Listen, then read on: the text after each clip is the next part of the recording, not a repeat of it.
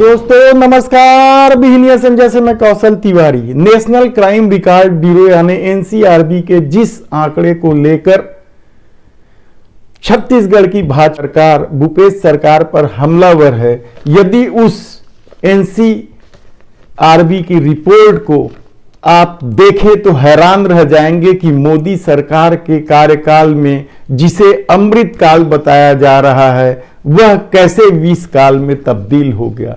किसान, स्वरोजगार, दिहाड़ी मजदूर के आंकड़े साफ साफ कह रहे हैं कि मोदी सरकार में इन वर्गों के लोगों को आत्महत्या करने को मजबूर किया गया है। यह आंकड़े साल दर साल मोदी सरकार में बढ़ते जा रहे हैं। 2021 में 10,881 किसानों या कृषि क्षेत्र से जुड़े लोगों ने आत्महत्या की। इससे पहले 2020 में यह आंकड़ा 10,600।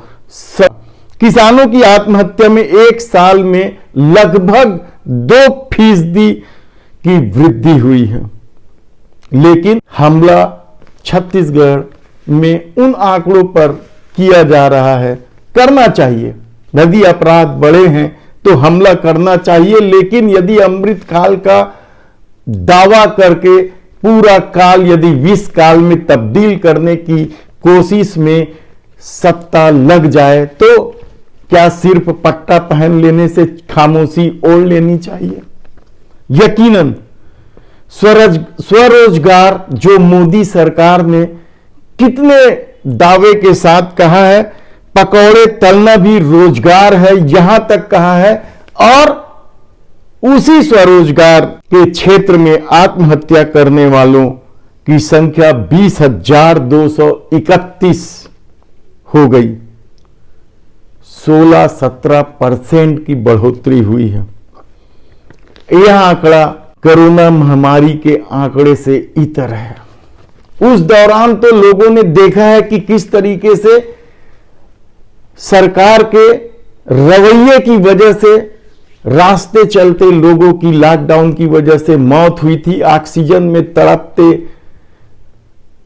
लोगों को लोगों ने देखा है, और गंगा में बहती लाशें, चिताओं की लंबी कतारें। यदि आप इन सब पुरानी बातों को भूलकर वर्तमान दौर में भी आ जाएं, तब भी आत्महत्या के आंकड़े चौंकाने वाले हैं। आर्थिक आंकड़ों की भी बात करें तो जिस अनुपात में एमएसएमई सेक्टर की कंपनियां या कारोबार बंद हुए वह भी हैरान कर देने वाला है। लेकिन राजनीति कहती है कि धर्म के आश्रय हमें सत्ता हासिल करना है, नफरत, झूठ और अफवाह के हासिल हमें सत्ता हासिल करना है, तब आम आदमी के लिए क्या बचा रह सकता है? 13 लाख करोड़ से अधिक राशि यदि उद्योगपतियों के हाथों सौंप दिया जाए और सत्ता अपनी मनमानी से सिर्फ मौखिक आदेश से कर दे, तो क्या आने वाले दिनों में कोई सत्ता इसकी जांच करेगी? क्या मोदी सरकार के कार्यकाल को लेकर श्वेत पत्र जारी की जाएगी? कारपोरेट सेक्टर में मनमाने छूट और आम लोगों में जीएसटी मनमाने वसूली ने देश की आर्थिक स्थिति खराब होने के संकेत साफ तौर पर दिए। 10 लाख भारतीय नागरिकता छोड़कर विदेशों में चले गए हैं, और ये खाली हाथ नहीं गए हैं, अपने करोड़ों रुपए लेकर गए हैं। यानी उस क्षेत्र में भी भारत की आर्थिक हालत खराब हुई है। भले ही वे अपने निजी कारण या बिजनेस या दूसरे कारण बताए, लेकिन सच तो ये है कि झूठ, अफवाह और नफरत की राजनीति ने इस देश के सौहार्द को छिन्न भिन्न कर दिया है, और बहुत सारे लोग यह देश छोड़ के इसी वजह से जा रहे हैं। लेकिन राजनीति कुछ और कहती है। बिहार की राजनीति, हिमाचल की राजनीति, झारखंड की राजनीति, गुजरात मॉडल, सब कुछ इस तरीके से गढ़ा जाता है या परोसा जाता है कि आम आदमी कंफ्यूज हो जाए और अपने हित की बात करना भूल जाए। मुद्दा होना चाहिए महंगाई, मुद्दा होना चाहिए बेरोजगारी, मुद्दा होना चाहिए देश की आर्थिक बदहाली की वजह। क्या आर्थिक बदहाली की एकमात्र वजह मोदी नीति नहीं है?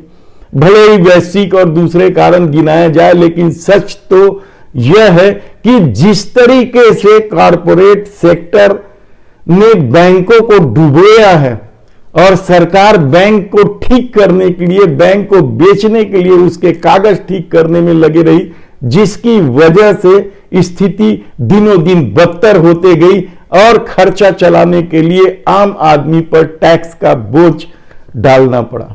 लेकिन राजनीति करनी है तो उन आंकड़ों पर राजनीति की जाएगी जो अपनी सुविधा के अनुसार होती है। दूसरी तरफ छत्तीसगढ़ में कर्मचारी अधिकारी फेडरेशन से मुख्यमंत्री ने ट्वीट करके अपील की कि वे आम लोगों की परेशानी को देखते हुए आंदोलन वापस ले लें, क्योंकि सरकार पर भरोसा रखें। जिस तरीके से पुरानी पेंशन योजना को हमने कर्मचारी हित में लागू की, उसी तरीके से उनकी मांगों को प्रदेश की आर्थिक स्थिति को देखते हुए मान ली जाएगी। इस अपील के बाद भी कल दिन भर आंदोलन जोर शोर से चलता रहा और कर्मचारी अधिकारी फेडरेशन के जो बड़े पदाधिकारी हैं, कमल वर्मा या और भी चंद्रशेखर तिवारी प्रवक्ता हैं, इन लोगों ने कहा है कि एक बैठक होगी और उस पर निर्णय लेंगे। दूसरी तरफ नियमितीकरण की मांग को लेकर वन कर्मियों ने कल जिस तरीके से सड़कों पर उतरकर भीख मांगा, वह भी कम दुखद पहलू नहीं है। नियमितीकरण का वादा करके सत्ता में आई भूपेश सरकार का ध्यान आकृष्ट करने के लिए वनकर्मी वहां कई तरह का आयोजन कर रहे हैं। कभी काली पट्टी लगा रहे हैं तो कभी दूसरे प्रदर्शन रैली कर रहे हैं और अब उनका क्रमिक भूख हड़ताल भी शुरू हो गया है। कल कमल सिंह यादव, देनु साहू, राधेश्याम नायक, सुदन राम जगत, अशोक कुमार, खूबलाल सोरी, बाबूलाल चौहान, नकुल यदु, पुरुषोत्तम साहू, लच्छू राम क्रमिक भूख हड़ताल पर बैठे। ये क्रमिक भूख हड़ताल पिछले 2-3 दिनों से चल रहा है और आगे वे आमरण अनशन की भी तैयारी कर रहे हैं। उनके बारे में अभी तक सत्ता का कोई रुख स्पष्ट नहीं हुआ है, इसलिए कल वे भीख मांगने सड़क पर उतरे।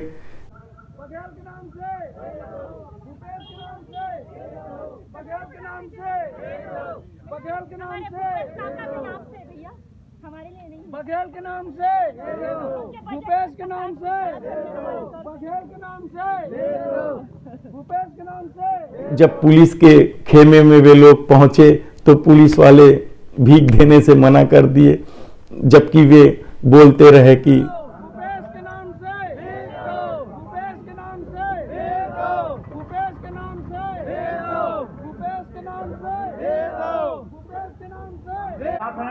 हमारे बीच में वन कर्मचारी दैनिक वेतनभोगी कर्मचारियों ने वहीं जब वे कर्मचारी अधिकारी फेडरेशन के हड़ताल के पंडाल पर पहुंचे तो उन्हें अच्छा समर्थन मिला।